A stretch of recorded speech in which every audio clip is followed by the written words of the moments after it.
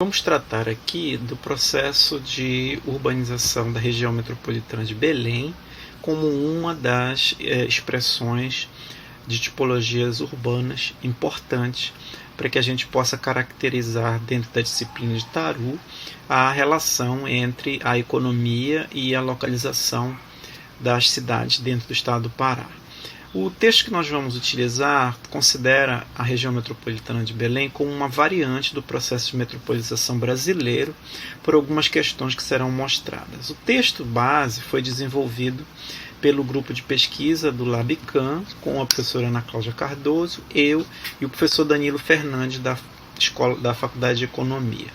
No primeiro momento, é importante destacar que essa ideia de uma variante do processo metropolitano brasileiro tem a ver com as diferentes fases e o protagonismo dos atores que comandaram a ocupação e a exploração econômica da região, inclusive assunto já explorado no trabalho do Roberto Lobato Correia quanto à rede urbana na Amazônia. Até os anos 60, na região é muito característica a participação de uma elite mercantil, com algumas iniciativas de industrialização aqui na região metropolitana, em Belém, é o caso do bairro do Reduto, e um investimento relativamente considerável em patrimônio, principalmente da terra. Até os anos 60, isso teria sido a tônica, com um desenvolvimento muito maior de Belém, em detrimento de Ananindeua e os outros municípios que vão posteriormente compor a região metropolitana. O governo federal, através do desenvolvimentismo entre os anos 60 e até o processo de redemocratização do Brasil, em 1988, com a Constituição Federal, teve um protagonismo muito grande, principalmente com investimentos em infraestrutura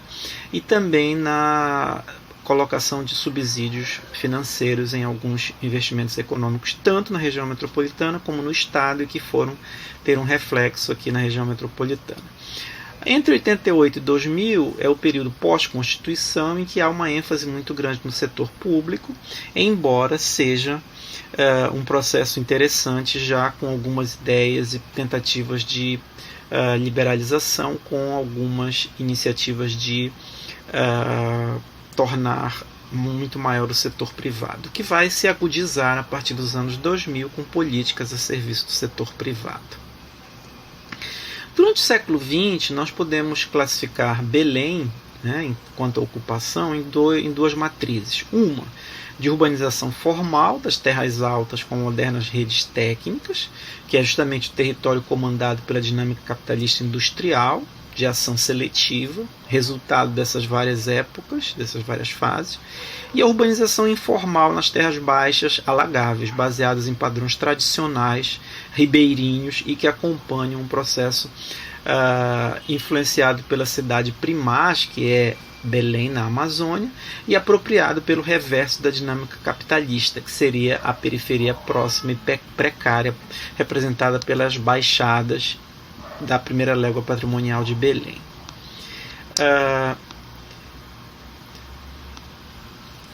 Essa questão da variante do processo metropolitano brasileiro também tem a ver com a inserção secular de Belém como metrópole regional na Amazônia, que é uma condição fortalecida pelo projeto de integração nacional através da indução da região metropolitana nos anos 1970.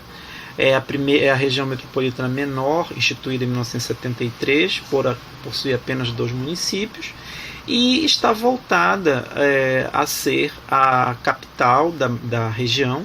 em que o processo de comercialização da dinâmica extrativista voltada para a exportação em larga escala se baseia. Esse processo antecede a industrialização do país, mas que foi obscurecido pelo fato da Amazônia ter sido tomada como fronteira nacional de expansão do capital a partir de 1950, tornando-se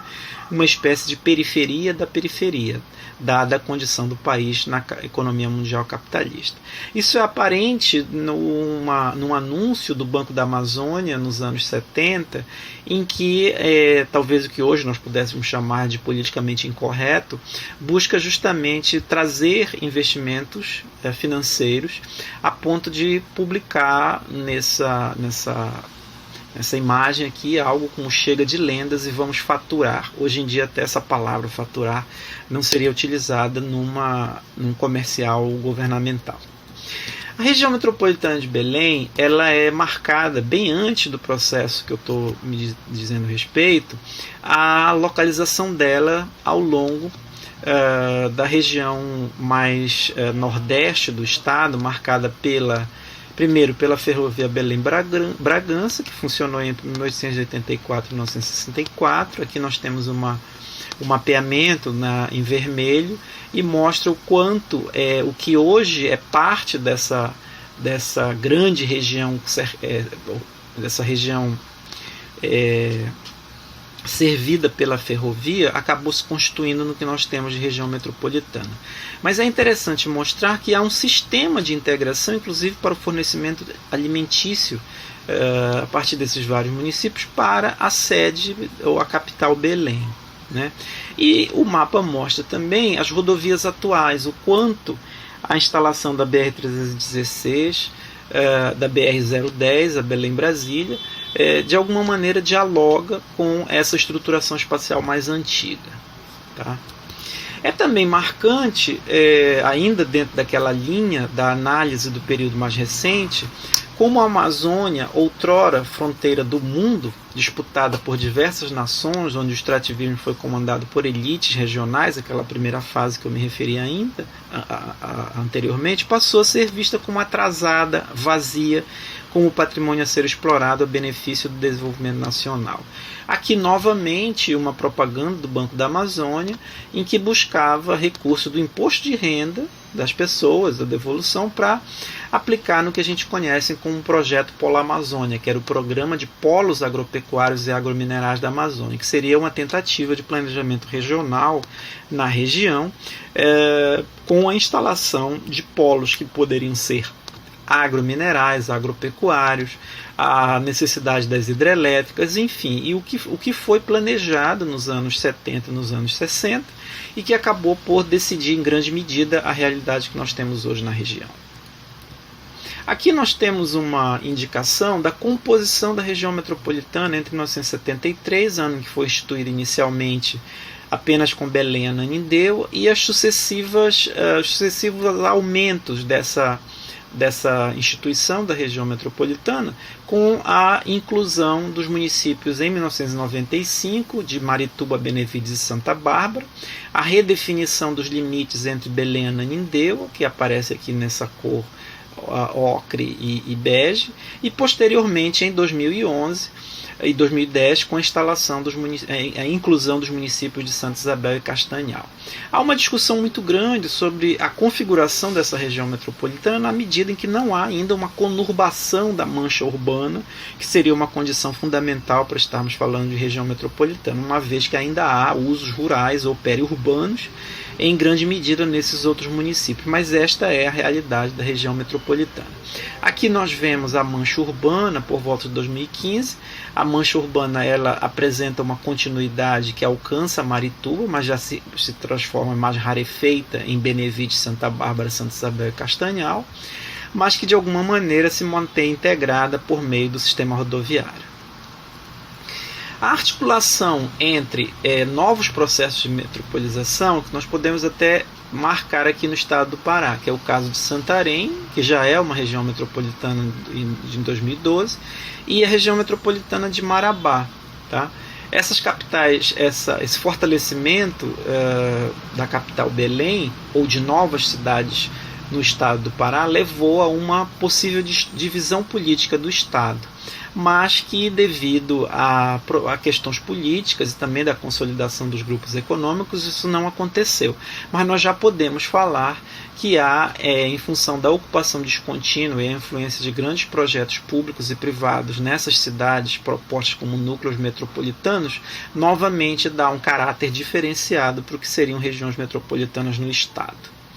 Quanto à caracterização da região metropolitana de Belém, nós vamos discutir duas hipóteses. A primeira é da evolução da homogeneidade espacial do padrão de ocupação da primeira légua patrimonial para a fragmentação territorial da expansão metropolitana, caracterizada por padrões distintos de segregação socioespacial. De fato, a grande concentração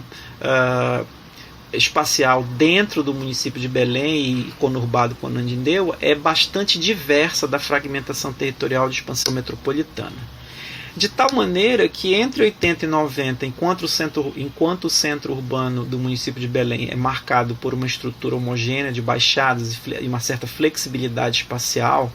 principalmente manifesta na possibilidade de inserção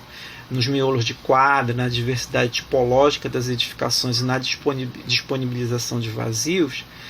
criou uma segregação fortemente ligada à degradação ambiental, criando solo para a exploração econômica.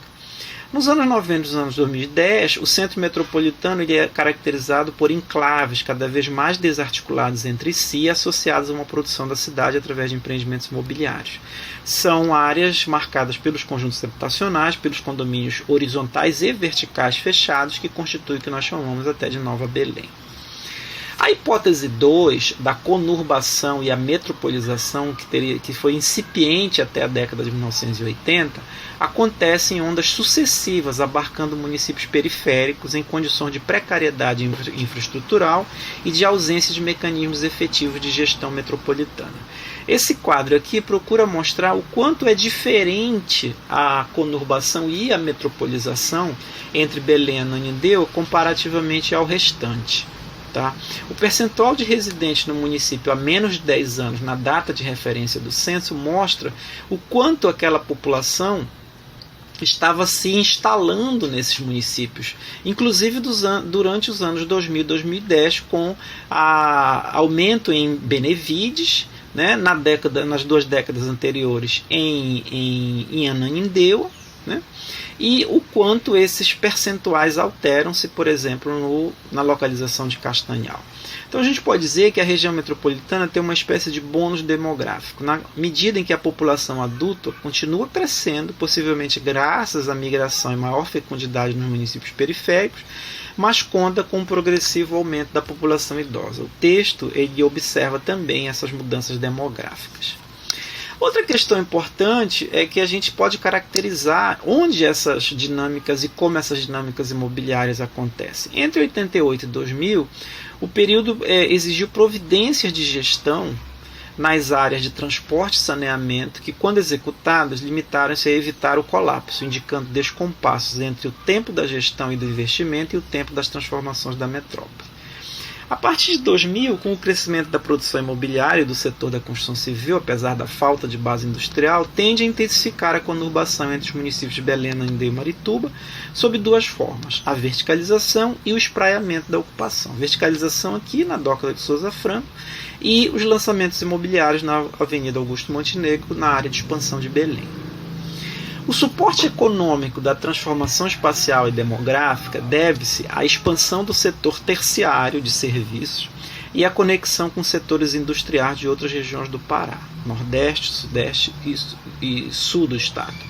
e de outras regiões brasileiras, mantendo relações mercantis históricas com o entorno ribeirinho metropolitano, o que levou a 2 processos: ao fortalecimento do mercado de produtos regionais, tradicionalmente informal e de origem ribeirinha, graças ao aumento de consumo de produtos relacionados às cadeias produtivas extrativistas na região metropolitana de Belém. É o caso das frutas, do próprio açaí e de outros produtos tradicionais. Por outro lado, há transformações no terciário impulsionadas pelo crescimento dos setores público, financeiro e da construção civil, que ampliaram o consumo de produtos industriais e indicam o vazamento de rendas produzidas em outras regiões do estado para a região metropolitana, principalmente pela aplicação no mercado imobiliário. Ao final dos anos 2000, a região metropolitana de Belém torna-se complexa, com um mercado interno crescente, movido em grande parte pelo crescimento do setor de serviços, e com alto nível de informalidade na ocupação da mão de obra, originada de processo distinto das demais regiões metropolitanas brasileiras, que perderam postos de trabalho por causa da reestruturação produtiva clássica da década de 1880 e 1980 e 1990. A região metropolitana esteve, embora num ritmo muito inferior àquele sentido nas outras regiões, pela concentração de serviços e a inexistência de uma atividade industrializada, meio que se volta para si próprio, principalmente para a localização de atividades de serviço, como é o caso da saúde e educação. Uma terceira hipótese da organização social do território da região metropolitana confirma sua função de prestadora de serviços ao restante do Estado, inclusive, seja por meio das chamadas ocupações médias. Quais são as ocupações médias? Que não exigem curso superior, predominante nos levantamentos feitos com as informações do censo do IBGE para os anos de 91, 2000 e 2010, voltadas às atividades de apoio. É o caso dos escritórios, das ocupações de saúde, enfim, tanto no setor público quanto no setor privado, resultado de processos demográficos e de sua inserção regional. Esse quadro aqui mostra o número de postos de trabalho, de pessoas ocupadas nas diversas categorias de dirigentes, do maior para o menor, no nível hierárquico de renda e de formação intelectual. E dirigentes, profissionais de nível superior, o quanto isso está localizado nessa faixa inicial, pequenos empregadores, ocupações médias, trabalhos do terciário, que mostra a relevância nos anos 2010, se você comparar os percentuais acima de 20%, os trabalhadores do secundário, os trabalhadores do terciário não especializado, que sofre uma pequena diminuição comparado entre 2000 e 2010, e os trabalhadores agrícolas, que vão perdendo sempre um percentual muito pequeno em função do processo de urbanização. A predominância da função terciária da região metropolitana foi detectada em 1980 e mantida em 2010. Esses mapas mostram as tipologias que nós chamamos socioocupacionais do que seria um extrato superior, médio inferior, popular médio, popular inferior e agroindustrial, com a concentração dos segmentos superiores no núcleo Belém, em conjunto com os dirigentes e empregadores, e ao longo do tempo, quando os primeiros saem, e concentrações das camadas superiores em poucos espaços não tão densos, em decorrência das ocupações médias que caracterizam sua organização social. Você vai ver que há uma modificação interessante, principalmente em relação ao município de Benevides e os municípios rurais ou agrícolas de Santa Bárbara, que passam de uma ocupação média inferior nos anos anteriores ou de uma população média e inferior nos anos 2010 para o que chama de agroindustrial. Esse agroindustrial é interessante porque capacita, de certa forma, a partir da agroindústria, o beneficiamento de frutas e outras atividades ligadas à produção agrícola, e que mostram o quanto há uma diversidade grande, principalmente entre os vários municípios da região metropolitana, mostrando inclusive o caráter distinto de Castanhal. Nós podemos caracterizar a gestão através de 3 segmentos importantes. Peço desculpas aqui pelas palavras que ficaram em cima. Saneamento, mobilidade e habitação. Saneamento é marcado por grandes investimentos em saneamento, que são desarticulados no Pará, que são desarticulados entre os municípios quanto entre os saneamentos e as demais políticas públicas, que acabam desperdiçando a oportunidade de melhoria das condições de mobilidade e criação de novas centralidades. Uma vez que as áreas beneficiadas por ações de macrodrenagem no centro metropolitano são aquelas com interesse direto do setor imobiliário. Essa é uma grande marca do processo de gestão metropolitana no que se refere ao saneamento. Quanto à mobilidade, quando o texto foi escrito, o projeto que hoje é o BRT era chamado de Ação Metrópole, que buscava e ainda se trabalha a tentativa de integração funcional e tarifária do transporte público, precisa de avanço para a operação efetiva e depende de grandes intervenções no sistema viário e negociação econômica com os agentes do sistema. De certa maneira, as obras do BRT, hoje chamado metropolitano, já estão acontecendo, inclusive nos demais municípios. Como observação, é que existem pontos de tensão com as elites econômicas envolvidas na exploração dos serviços de transporte público, dada sua baixa liquidez e baixa transparência das planilhas de cálculo das tarifas. A habitação ela foi muito marcada inicialmente pela geração do PAC, do Programa de Aceleração do Crescimento, com os projetos de urbanização de áreas precárias, de ocupação de áreas informal, com boa localização relativa, mas com dificuldade de implementação e de finalização de suas ações e pequeno alcance diante da magnitude da demanda por requalificação de assentamentos precários. É importante, como reflexão, mostrar que nessas áreas a conversão de áreas rurais em urbanas, comandada pelo preço da terra, acaba oferecendo habitação desarticulada do contexto urbano, com grande déficit de serviços de mobilidade e de transporte, além da geração de empregos nessas áreas. Já encaminhando para as conclusões. A fragilidade de gestão e o comprometimento do que é chamado de funções metropolitanas, aquelas que são necessárias porque nós estamos tratando de uma grande metrópole, nós poderíamos dizer que, apesar da expansão e crescimento efetivos, as condições de operação metropolitanas sofrem tantas modificações de 80 a 2000 que podem ser até consideradas erráticas, sem uma continuidade, uma vez que órgãos e instâncias de gestão foram criados e dissolvidos, sempre sujeitos às influências partidárias do setor privado ou às carências institucionais. Enquanto a extensão da região metropolitana, que foi bastante ampliada com o ingresso de municípios com perfis socioeconômicos, técnicos e políticos diversos, acabam por potencializar divergências quanto ao trato de políticas setoriais clássicas e total carência de visão sistêmica dos processos metropolitanos. Isso eu me refiro ao que a gente falou anteriormente quanto à mobilidade, saneamento, moradia e espaços públicos. Então, por trás da forte expansão da produção imobiliária e atuação do ramo da construção civil, que estão efetivamente acelerando a conurbação entre os municípios de Belém, Ananindeua e Marituba, que foi onde nós vimos que a mancha urbana está mais conurbada, e o adensamento de áreas infraestruturadas, acabam que formam ilhas verticalizadas bem servidas e periferias fragmentadas, com a terra cada vez mais cara e sujeitas a metas de políticas públicas e ações oficiais viabilizadas com recursos federais ou de empréstimos externos. Como considerações finais, nós poderíamos pontuar: primeiro, que há uma forte relação entre as funções desempenhadas pela região metropolitana e sua inserção regional, pelas conexões dos modos fluvial e rodoviário, criando novos níveis de rede urbana. A localização ainda é importante quanto a acesso ribeirinho e também rodoviário. O crescimento da metrópole e também da máquina administrativa após 1988, que viabilizou a formação de um mercado que amplia oportunidades para produtores do entorno e se constitui em vantagem para alguns arranjos produtivos, mas também em desafio para as atividades incapazes de oferecer remuneração e condições de vida satisfatórias aos trabalhadores que perdem trabalhadores para a metrópole. Além disso, os fluxos migratórios, agora dirigidos para os municípios da periferia metropolitana, a educação, que se torna um forte atrator